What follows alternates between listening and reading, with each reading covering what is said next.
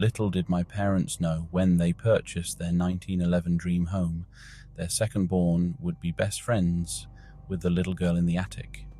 Ever since I can remember, I've known things I shouldn't be able to and have seen things that weren't technically there. As a young child, my parents played these things off as my imaginary friends. Time went on, I grew up, but my imaginary friends never went away. One friend in particular stayed close to me for a long time. She began peering in my doorway at age 3, and she aged alongside me. Years after the little girl first appeared, my family and I were cleaning out our basement. Above the exposed rafters, my brother uncovered a stack of old photographs. On top of this pile of dusty images was my imaginary best friend, and beside her face was a name, Jane.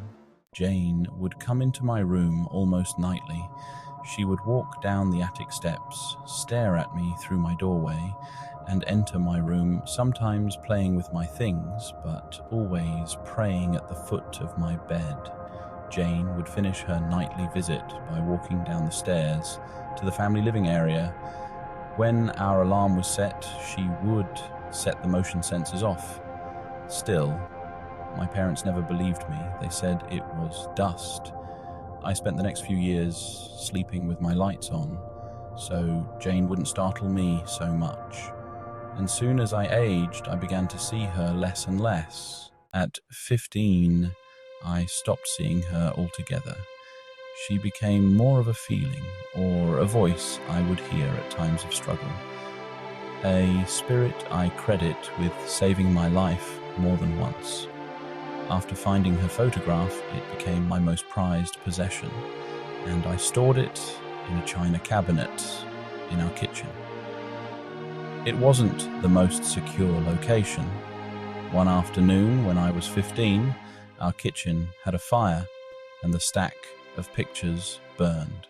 In adulthood, I started stretching my psychic muscles and seeing things again, which reassured me the whole thing wasn't just my imagination, and made me long for Jane, who I'd last seen 20 years ago.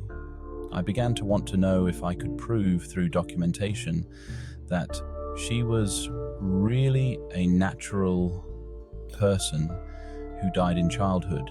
Thankfully, with time, genealogical websites became very proficient, and I researched my house and the families who've lived there. Then, in an obituary in a 1918 newspaper, I found her. Jane Hill. Patrick was born on July 19th, 1903, and died on July 24th, 1918 of rheumatic fever. She died in my home. The address was listed in her obituary because her wake was held in our house. She died at 15, the same age I was when I stopped seeing her and when the picture burned. Thankfully, through my research, I have located her brother's child.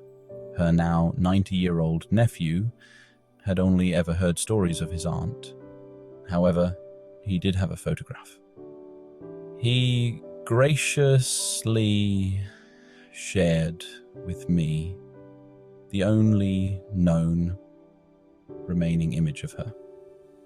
The face I saw was unmistakable. It was my earliest friend and my favorite spirit, Jane. Mark's story. Hauntings were part of my childhood experience. My siblings and I all had our own individual encounters. My very first memory was when I was around 6 and my bed started to shake. Really bad. It happened regularly. I usually hid, very still and very quiet, under the heavy wool blankets of my bed. This time was too much, and instead of hiding, I just started to scream as I laid there. I recall seeing my sisters open my bedroom door and just stand there with their big eyes and mouths agape. My mum ran in and turned the light on, and my bed felt like it dropped. My sisters later said that I had screamed that there was an earthquake under my bed. From then on, stuff got weird Lights and stereos would blast on, and we'd take refuge outside until my parents came home from work, or my older siblings came back from wherever they'd been. It was the 80s. We never felt able to go down the hallway without running. It felt like a being was there, watching, waiting.